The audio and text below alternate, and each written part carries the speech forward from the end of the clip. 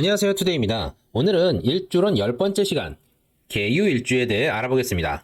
일주론은 4주 8글자에서 단지 2글자만 가지고 말씀드리는 것이기 때문에 우리가 MBTI를 보듯이 재미로 봐주시면 감사하겠습니다.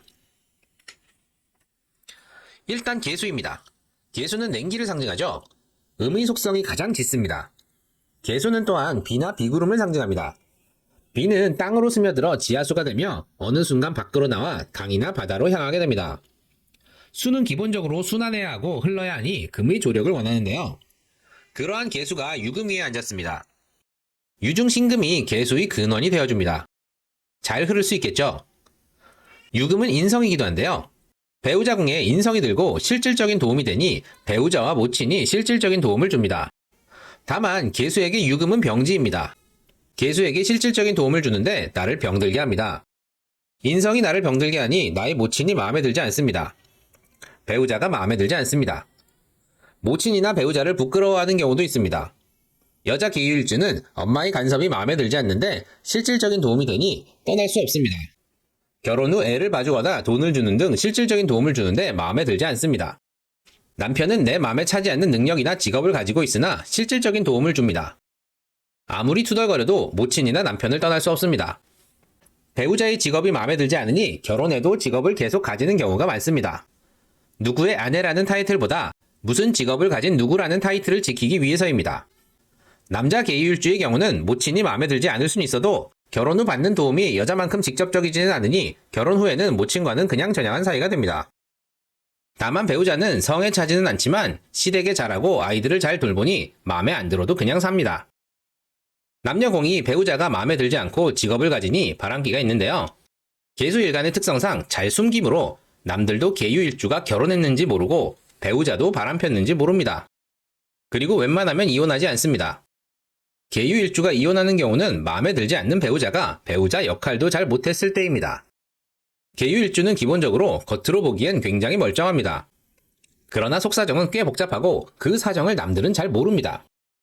그리고 일지에 인성을 깔았으니 30세 이후 다른 공부를 하게 되는데요. 그것이 20대에 했던 공부에 비해 사회적으로 인정받지 못하는 공부일 가능성이 높습니다. 그런데 이것이 실질적으로 돈을 벌어다 주니 결국 본래 직업을 버리고 내 직업으로 발전하는 경우가 많습니다. 형충회합을 보면 묘유충을 생각해 볼 수 있습니다. 음에서 양으로 나아가는 과정의 목과 양에서 음으로 수렴하는 과정에서의 금이 충돌합니다. 좌우충은 음의 본성과 양의 본성이 직접적인 충돌로 그 흉의가 가장 강력하다면 묘유충은 음과 양으로 나아가는 과정상의 충돌이기에 좌우충보다는 덜하지만 흉의는 좌우충 다음으로 큽니다. 다만 좌우충은 음과 양의 정면 충돌이기 때문에 잘 드러나는데 묘유충은 찾기가 어렵습니다. 세상을 바라보는 시각이 남들과 다른 경우가 많습니다. 묘유충은 월일충과 일시충이 이루어질 수 있죠. 월일충은 월지가 묘목인 경우인데요. 월지가 묘목이면 아무래도 유금의 피해가 큽니다.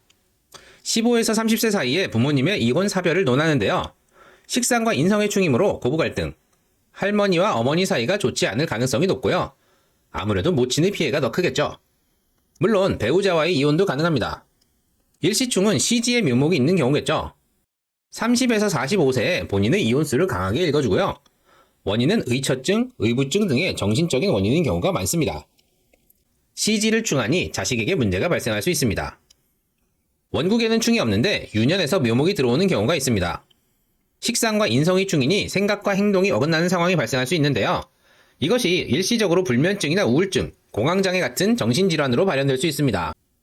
정신 쪽이 아니더라도 정신적으로 힘들 만한 상황이 발생하거나 사고 등 신체를 다치는 경우도 발생하고요. 배우자나 모친이 아픈 경우도 생길 수 있습니다. 대개 묘월의 기미가 나타나며 6월의 마무리가 됩니다. 오늘은 계유일주에 대해 알아보았는데요. 다시 한번 말씀드리지만 일주로는 4주의 MBTI 정도로 재미로 즐겨주시면 좋겠습니다. 도움이 되셨나요? 도움이 되셨다면 구독과 좋아요, 알림 설정 꼭 부탁드립니다. 그럼 이만 마치도록 하겠습니다. 감사합니다.